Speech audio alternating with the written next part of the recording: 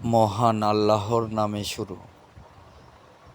দর্শক, আপনাদেরকে একটা বিষয় আজকে দেখানোর চেষ্টা করব, যেটা হচ্ছে একটি বটগাছ।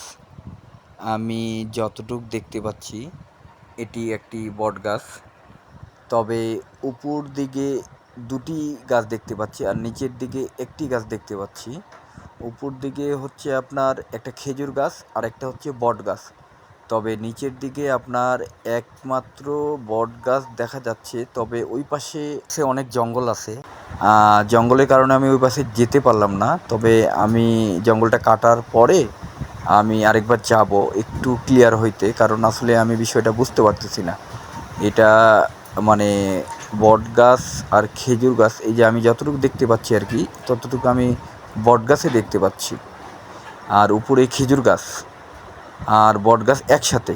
আসলে এই বিষয়টা কি, যদি আপনারা কেউ বুঝতে পারেন তাহলে অবশ্যই একটু লাইক কমেন্ট শেয়ার করে দিয়েন, তাহলে আমি পরবর্তী ভিডিও বানার জন্য উৎসাহ পাবো। আশা করি আপনারা ভালো থাকেন, দোয়া রাখি। আল্লাহ হাফেজ।